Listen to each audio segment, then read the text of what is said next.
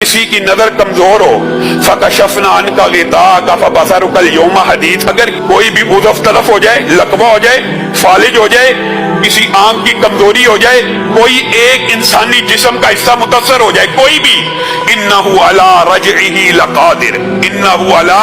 रजइही लकादिर। इस आयत का वजीफा मुजर्रबात में शामिल है, यानी तजर्बे और मुशाहदे से ये बात समझ आती है कि ये वज़ाइफ पढ़े जाएं तो अल्लाह रब्बुल इज्जत जो खोई भी बिनाई है उसको भी वापस लुटा देता है, जो खोई भी ताकत है, कुव्वत है, उसको भी वापस लुटा देता है। ये कुरानी जो दुआएं होती हैं ये इंसान को लाजमी फायदा देती है। ये नहीं हो सकता कि बंदा अल्लाह रब्बुल इज्जत की बारगाह में दुआएं कर रहा है, वजीफे कर रहा है किसी काम के लिए, तो वो काम ना हो।